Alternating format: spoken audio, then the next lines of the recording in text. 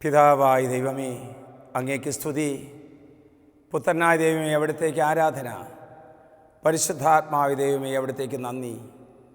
പിതാവും പുത്രനും പരിശുദ്ധാത്മാവുമായ സർവേശ്വര, ലോകത്തിൻ്റെ വിവിധങ്ങളായ ഭാഗങ്ങളിരുന്നു കൊണ്ട്, ശാലോം വിഷൻ്റെ മുമ്പിലിരുന്നു കൊണ്ട് വചന ശുശ്രൂഷയ്ക്കായി കാത്തു നിൽക്കുന്ന ഓരോരുത്തരെയും, ഓരോ കുടുംബങ്ങളെയും, അവിടെ സാഹചര്യങ്ങളെയും യേശുവേ നിൻ്റെ തൃപ്പാദത്തിലേക്ക് പൂർണ്ണമായി ഞാൻ സമർപ്പിക്കുന്നു. Praise the Lord, praise the Lord. ഇന്ന് നമ്മൾ ചിന്തിക്കാൻ പോകുന്ന വിഷയം മാനസാന്തര ജീവിതത്തെക്കുറിച്ചാണ്. ഏതെല്ലാം കാര്യങ്ങൾ ഓർക്കുമ്പോൾ ഞാൻ മാനസാന്തരപ്പെടണം, ഏതെല്ലാം വിധത്തിലൂടെ മാനസാന്തര ജീവിതം നയിക്കണമെന്നതിനെക്കുറിച്ചിട്ടുള്ള ചിന്തകളാണ് നമ്മൾ സ്നേഹത്തോടെ ശ്രവിക്കാൻ പോകുന്നത്. ആമുഖമായ വചനം തരുന്നു വിലാപത്തിൻ്റെ പുസ്തകം 3-ാം അധ്യായം 40-ാം തിരുവാക്യം. വരൂ, നമുക്ക് നമ്മുടെ വഴികൾ സൂക്ഷ്മമായി പരിശോധിച്ച് കർത്താവിൻ്റെ പക്കലേക്ക് പിന്തിരിയാം. നമ്മുടെ ഹൃദയവും കരങ്ങളും സ്വർഗസ്ഥനായ പിതാവിൻ്റെ പക്കലേക്ക് നമുക്ക് ഉയർത്താം. വരൂ, നമുക്ക് നമ്മുടെ വഴികൾ സൂക്ഷ്മമായി പരിശോധിക്കാം. എൻ്റെ ബാല്യത്തിൽ, എൻ്റെ കൗമാരത്തിൽ, എൻ്റെ യൗവനത്തിൽ, എൻ്റെ ദാമ്പത്യ ജീവിതത്തിൽ, എൻ്റെ വിശ്രമ ജീവിതത്തിൽ എനിക്ക് വന്നുപോയിരിക്കുന്ന പിഴകൾ, കുറവുകൾ, പോരായ്മകൾ, നമ്മുടെ വഴികളെ സൂക്ഷ്മമായി പരിശോധിക്കുകയും കർത്താവിങ്കലേക്ക് തിരികുകയും ചെയ്യാം. സ്വർഗസ്ഥനായ പിതാവിൻ്റെ പക്കലേക്ക് കരങ്ങൾ ഉയർത്തി നമുക്ക് പ്രാർത്ഥിക്കാം. വചനം പറയുന്നു, കർത്താവിനെ ഭയപ്പെടുന്നവരാരോ അവർ തിരഞ്ഞെടുക്കേണ്ട വഴി അവിടുന്ന് കാണിച്ചു കൊടുക്കും. കർത്താവ് കാണിച്ചു കൊടുക്കുന്ന വഴി അനുതാപത്തിൻ്റെ വഴിയാണ്. കർത്താവ് കാണിച്ചു കൊടുക്കുന്ന വഴി മാനസാന്തരത്തിൻ്റെ വഴിയാണ്. അനുതാപത്തിൻ്റെയും മാനസാന്തരത്തിൻ്റെയും വഴികളിലൂടെ നടന്നുകൊണ്ട് ദൈവത്തിന് പ്രീതികരമായൊരു ജീവിതത്തിനായി നമുക്ക് കർത്താവിനോട് പ്രാർത്ഥിക്കാം. വിലാപത്തിൻ്റെ പുസ്തകം 4-ാം അധ്യായം 1-ാം വാക്യത്തിൽ ഈ ശുശ്രൂഷ സംബന്ധിക്കുന്ന നമ്മെ ഓരോരുത്തരോടും വചനം നമ്മോട് സംസാരിക്കുന്നു. സ്വർണം എങ്ങനെ മങ്ങിപ്പോയി, തങ്കത്തിൻ്റെ മാറ്റ് എങ്ങനെ കുറഞ്ഞുപോയി, വിശുദ്ധമായ മന്ദിരത്തിൻ്റെ കല്ലുകൾ ഇതാ നാൽക്കവലയിൽ ചിന്നിച്ചെതറിക്കിടക്കുകയാണ്. സ്വർണം എങ്ങനെ മങ്ങിപ്പോയി, തങ്കത്തിൻ്റെ മാറ്റ് എവിടെ പോയി, വിശുദ്ധ മന്ദിരത്തിൻ്റെ കല്ലുകൾ നാൽക്കവലകളിൽ ചിന്നിച്ചെതറിക്കിടക്കുന്നു. ഈശോയിൽ പ്രിയപ്പെട്ട മക്കളെ, വചനം നമ്മോട് ചോദിക്കുകയാണ്, തനി തങ്കത്തിൻ്റെ വിലയുള്ള, സ്വർണത്തിൻ്റെ വിലയുള്ള നമുക്ക് എന്തു പറ്റിപ്പോയി?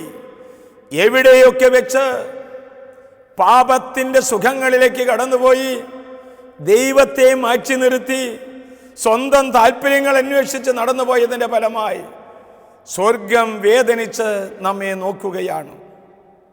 സ്വർഗത്തിൻ്റെ വേദന നമ്മുടെ വേദനയായി മാറുമ്പോൾ മാനസാന്തര ജീവിതം ആരംഭിക്കുകയായി.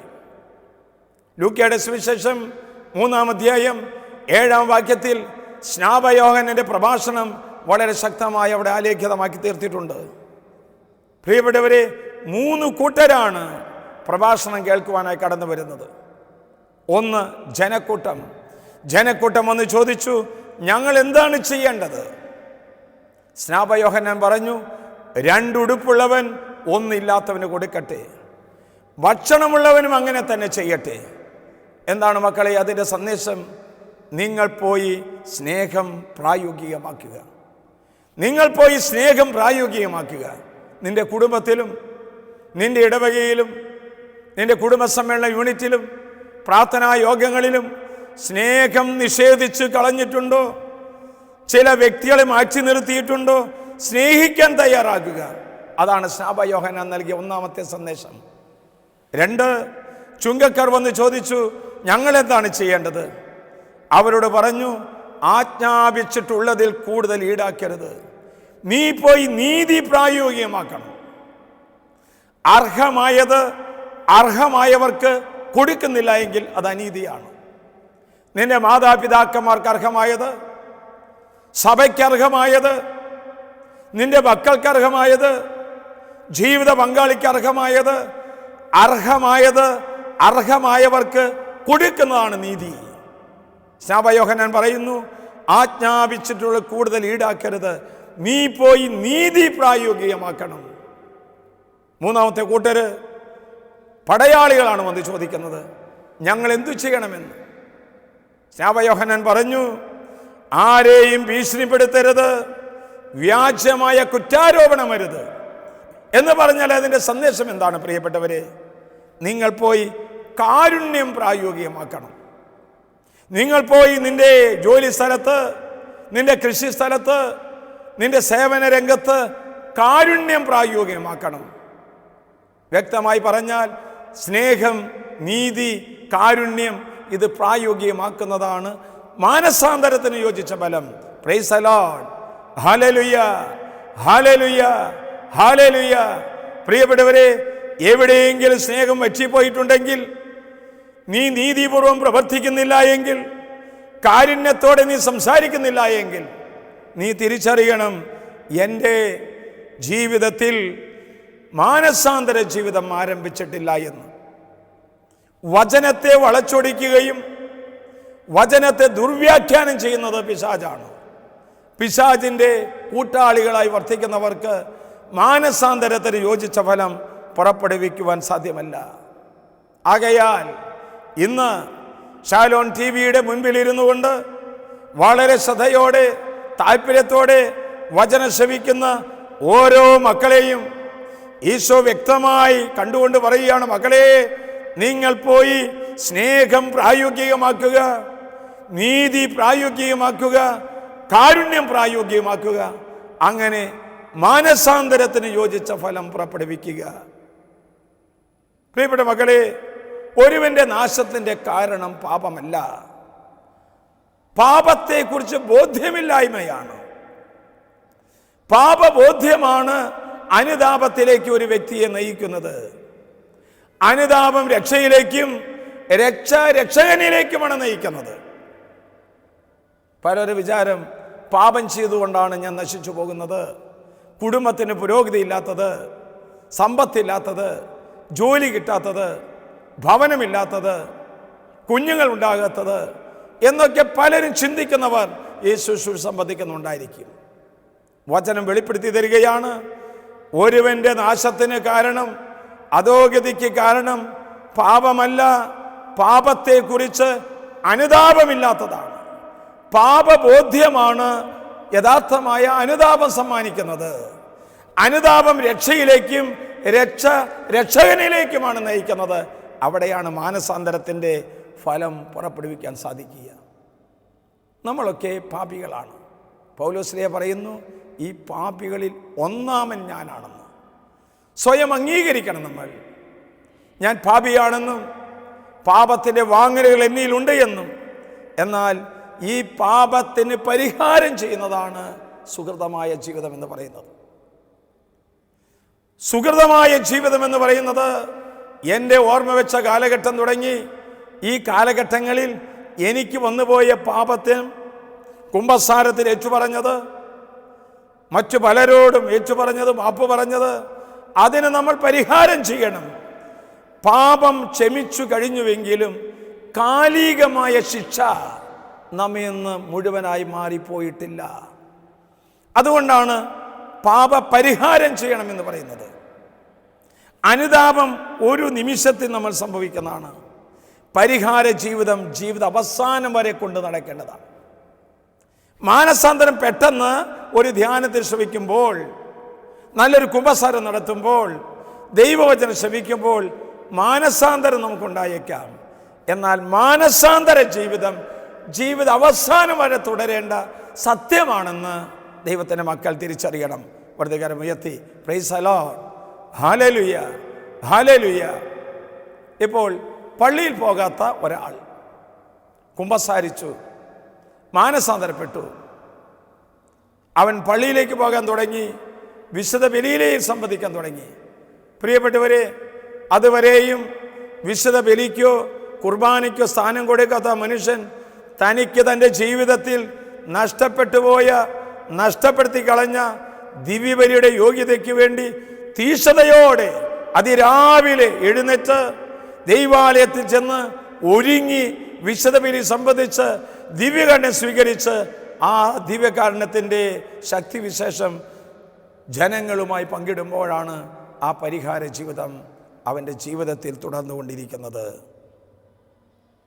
അതുവരെയും ഒരു തിന്മയുടെ വഴിയിലൂടെ നടന്നൊരു മനുഷ്യൻ, പുകവലിച്ചും കഞ്ചാവടിച്ചും ലഹരി വസ്തുക്കളും അടിമയായ ഒരു മനുഷ്യൻ ഏതോ ധ്യാനമന്ദിരത്തിൽ പോയി വചനം ശ്രവിച്ചു, സത്പ്രേരണയുണ്ടായി, അവൻ കുമ്പസാരിച്ചു, അവൻ മാനസാന്തരപ്പെട്ടു.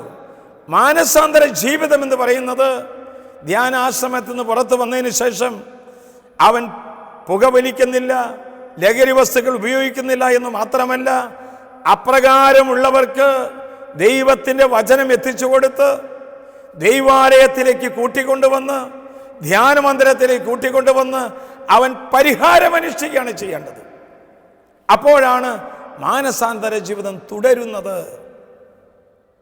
ഒരു നിമിഷത്തിൽ മാനസാന്തരം നടക്കുന്നുണ്ട് എങ്കിലും മാനസാന്തര ജീവിത അവസാനം വരെ തുടരേണ്ടതാണ്. അല്ലെങ്കിൽ ഒരു വ്യക്തി ഒരു അബോർഷൻ ചെയ്തു, 2 അബോർഷൻ ചെയ്തു, കുമ്പസാരത്തിൽ ഏറ്റുപറഞ്ഞു, അതിന് പാപക്ഷമ കിട്ടി. എന്നാൽ മാനസാന്തര ജീവിതം തുടരേണ്ടത്, ഞാൻ അബോർഷൻ ചെയ്ത് കളഞ്ഞ ആ കുഞ്ഞ് ഇപ്പോൾ 10 വയസ്സ് 15 വയസ്സായി എന്ന് വിചാരിക്കുക. ആ കുഞ്ഞിൻ്റെ പ്രായത്തിലുള്ള ഏതെങ്കിലും ഒരു കുഞ്ഞുങ്ങൾക്ക് വേണ്ടി പ്രാർത്ഥിക്കുക, സഹായിക്കുക, വിദ്യാഭ്യാസത്തിന് ചെലവേറ്റെടുക്കുക, അപ്രകാരമുള്ള ഒരു കുഞ്ഞിനെ ചികിത്സ പണങ്ങൾ എത്തിച്ചു കൊടുക്കുക. അങ്ങനെയാണ് മാനസാന്തര ജീവിതം തുടരേണ്ടത്. കുമ്പസാരത്തിൽ പാപം ഏറ്റുപറയുമ്പോൾ പാപം ക്ഷമിക്കപ്പെട്ടുവെങ്കിലും ആ ക്ഷമയുടെ ജീവിതകാലം മുഴുവൻ തുടരുമ്പോഴാണ് മാനസാന്തര ജീവിതം നമ്മൾ തുടർന്നു കൊണ്ടുപോകുന്നത്. മദ്യപിച്ചു, എനിക്ക് പണമുണ്ടായി, ഞാൻ കുടിച്ചു, ഞാൻ നശിപ്പിച്ചു, അതെൻ്റെ ഇഷ്ടമല്ലേ എന്നൊക്കെ പറയുന്ന മദ്യപാനികൾ പറയുന്നത് ഞാൻ കേട്ടിട്ടുണ്ട്. ഏതെങ്കിലും ഒരു അവസരത്തിൽ ദിവ്യമായ പ്രേരണയ്ക്ക് വശംവദനായി ഒരു ധ്യാനത്തിലേക്കോ ഒരു കുമ്പസാരക്കൂട്ടിലോ അടുത്ത് ചെന്ന് അവൻ പാപങ്ങൾ ഏറ്റുപറഞ്ഞപ്പോൾ അവൻ്റെ പാപങ്ങളെല്ലാം ക്ഷമിച്ചു. എന്നാൽ അവൻ നഷ്ടപ്പെടുത്തി കളഞ്ഞ സമയം, അവൻ നഷ്ടപ്പെടുത്തി കളഞ്ഞ പണം, അവൻ നഷ്ടപ്പെടുത്തി കളഞ്ഞ ദൈവിക ജീവനെ വീണ്ടും എടുക്കണമെങ്കിൽ അവൻ്റെ ജീവിതകാലം അവസാനം വരെയും ഈ മാനസാന്തര ജീവിതം തുടരണം. മദ്യത്തിന് അടിമകളായവരെ പക്കലേക്ക് കടന്നു ചെല്ലുന്നു, അവരെ കൂട്ടിക്കൊണ്ടുവരുന്നു. എനിക്കൊരു വ്യക്തി അറിയാം, ജെറുസലേം വചന കൂടാരത്തിൽ ധ്യാനം ശ്രവിച്ച് മാനസാന്തരപ്പെട്ട ഒരു വ്യക്തി. അവൻ വെള്ളടിച്ച് കള്ളു കുടിച്ച് എല്ലാ തിന്മകൾക്കും അടിമയായവനായിരുന്നു. അവൻ കുമ്പസാരിച്ചു, പാപമോചനം കിട്ടി, അവൻ്റെ ഉള്ളിലിരിക്കുന്ന പരിശുദ്ധാത്മ ഉണർന്ന് പ്രവർത്തിക്കാൻ തുടങ്ങി.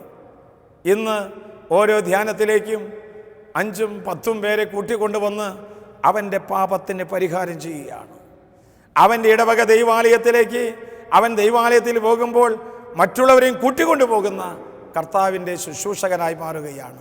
അങ്ങനെയാണ് പ്രിയപ്പെട്ടവരെ മാനസാന്തര ജീവിതം തുടരേണ്ടത്.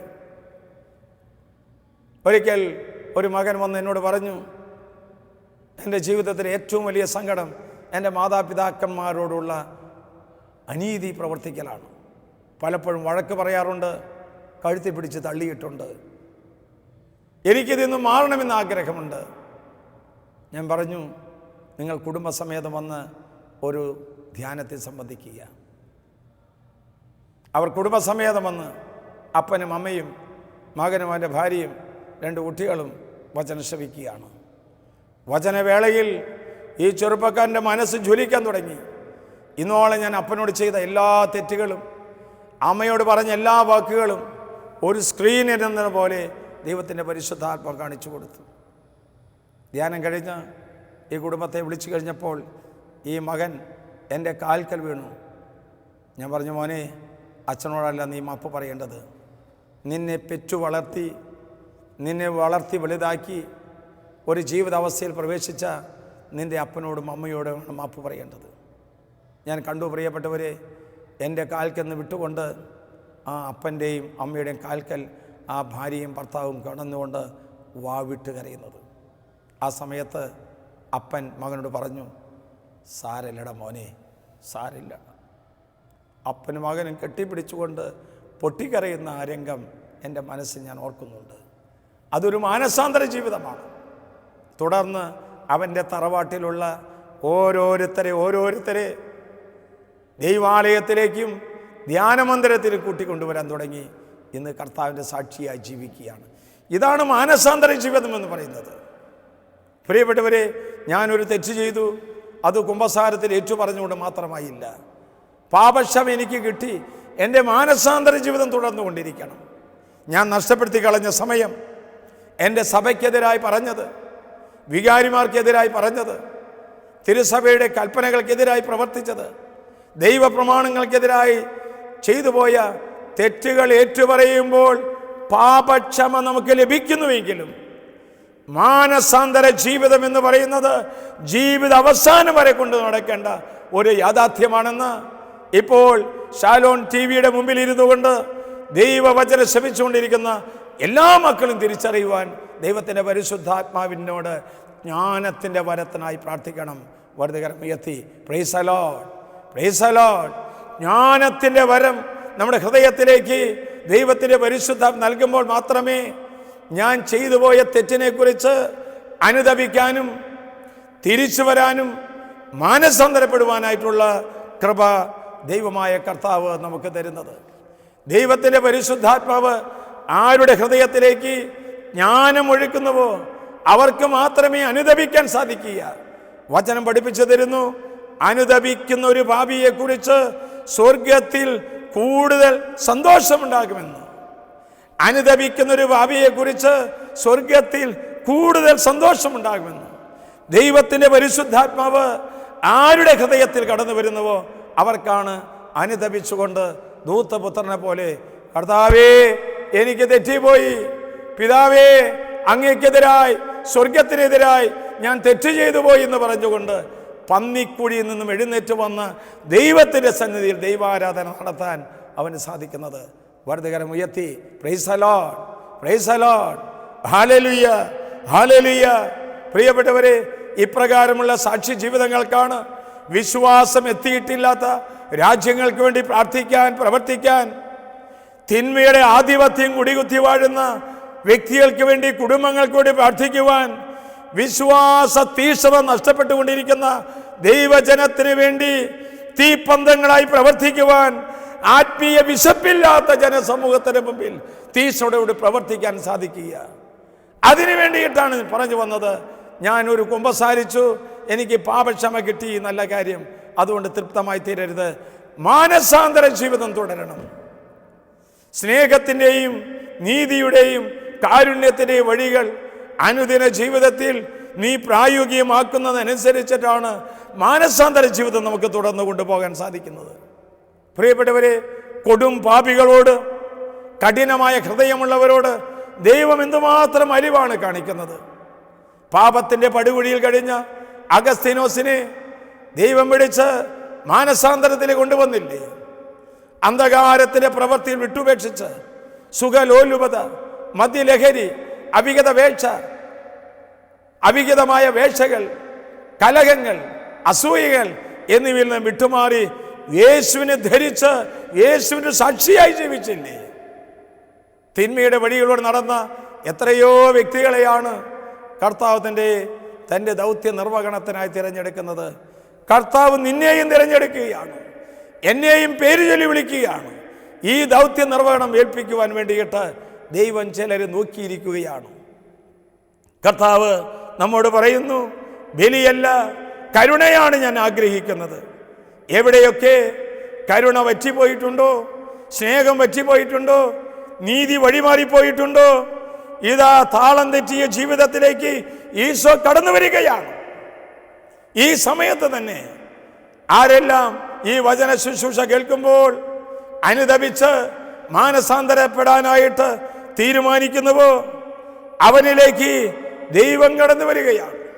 ദൈവമേ, ദൈവ പ്രമാണങ്ങൾക്കെതിരായി, തിരുസഭയുടെ കൽപ്പനകൾക്കെതിരായി, എൻ്റെ തന്നെ ജീവിതത്തിനെതിരായി, എൻ്റെ രഹസ്യത്തിലും പരസ്യത്തിലും ഞാൻ ചെയ്തു പോയ പാപങ്ങളെ കുറിച്ച് ഞാൻ അനുതപിക്കുന്നു, മാപ്പാകണമേ എന്ന് പറയുമ്പോൾ ദൈവമായ കർത്താവിനോട് പറയുന്നുണ്ട്, നിന്റെ അകത്യങ്ങൾ ഞാൻ ചവിട്ടി മെതിക്കും, നിന്റെ പാപങ്ങൾ ആഴിയുടെ ആഴത്തിലേക്ക് ഞാൻ വലിച്ചെറിയും.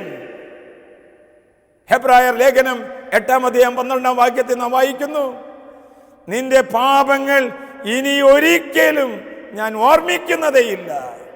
ഈ കരുണ നിറഞ്ഞ പിതാവായ ദൈവത്തിൻ്റെ സന്നിധിയിലേക്ക് ഒരു തിരിച്ചു നടപ്പ് നമുക്ക് വേണ്ടേ പ്രിയപ്പെട്ടവരെ? എത്രയോ കാലമായി നമ്മൾ കുമ്പസാരിക്കുന്നു, പാപങ്ങൾ ഏറ്റുപറയുന്നു, എന്നിട്ടും എൻ്റെ മാനസാന്തര ജീവിതം തുടരാത്തത്? എത്രയോ ജീവിതത്തിൻ്റെ പാപത്തിൻ്റെ മേഖലകൾ നമ്മൾ കുമ്പസാരത്തിൽ ഏറ്റുപറയുന്നു, വീണ്ടും വീണ്ടും അതേ പാപത്തിൽ വീണുപോകുന്ന എന്തുകൊണ്ടാണ്? പാപം വിട്ടുപേക്ഷിച്ചാൽ മാത്രം പോരാ, തൽസ്ഥാനങ്ങളിൽ സുഹൃതങ്ങൾ നട്ടുപിടിപ്പിക്കണം. അതാണ് മാനസാന്തര ജീവിതം എന്ന് പറയുന്നത്. പാപം കുമ്പസാരം എന്ന കൂദാശയിലൂടെ നമ്മൾ വിട്ടുപേക്ഷിക്കുന്നുണ്ട്. എന്നാൽ പാപം വിട്ടുപേക്ഷിക്കുമ്പോൾ ആ ശൂന്യമായ ഹൃദയത്തിൽ ധാരാളം നന്മകൾ ചെയ്യാനായിട്ടുള്ള പുത്തൻ തീരുമാനങ്ങൾ എടുക്കുമ്പോഴാണ് നമ്മുടെ ജീവിതത്തിൽ അത്ഭുതങ്ങൾ നടക്കുന്നത്. ഈ അനുഗ്രഹീതമായ ഫലം നിരന്തരമായ പരിശ്രമത്തിലൂടെ നമ്മൾ നേടിയെടുക്കണം. ദൈവസന്നിധിയിലിരുന്ന് വചനം വായിച്ച് ഈ മാനസാന്തര ജീവിതം നമ്മൾ തുടരണം. അപ്പോൾ മാത്രമേ ഒരു സുഹൃത സമ്പന്നമായ ജീവിതം നയിക്കാൻ നമുക്ക് സാധിക്കുക.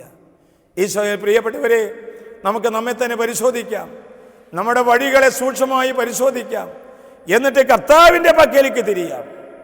നമ്മുടെ വഴികളെ പരിശോധിച്ച് കർത്താവിൻ്റെ പക്കലേക്ക് പിന്തിരിയാം. അങ്ങനെ സ്വർഗപിതാവിൻ്റെ പക്കലേക്ക് കരങ്ങൾ ഉയർത്തി പ്രാർത്ഥിക്കുന്ന ഒരു മധ്യസ്ഥക്കാരനായിട്ട്, ദൈവസന്നിധിയിൽ ഊഴിയം ചെയ്യുന്ന, ശുശ്രൂഷ ചെയ്യുന്ന ഒരു ശുശ്രൂഷകനായിട്ട് നിന്നെ കർത്താവ് മാറ്റുവാൻ ആഗ്രഹിക്കുകയാണ്. കൽക്കരിക്കട്ടയായ നിന്നെ ഒരു തീക്കട്ടയാക്കി മാറ്റാൻ ദൈവം ആഗ്രഹിക്കുന്നു. പുകഞ്ഞ് കത്തിക്കൊണ്ടിരിക്കുന്ന ഈ തീക്കൊള്ളിയെ ഒരു വലിയ തീപ്പന്തമാക്കി മാറ്റാനായിട്ട് ദൈവം ആഗ്രഹിക്കുന്നു. എന്ത് വേണം? കുമ്പസാരിച്ചാൽ മാത്രം പോരാ, മാനസാന്തരത്തിന് യോജിച്ച ഫലങ്ങൾ നിന്റെ സ്വകാര്യ ജീവിതത്തിൽ ഇന്നു മുതൽ നീ പുറപ്പെടുവിക്കാൻ തയ്യാറാകണം.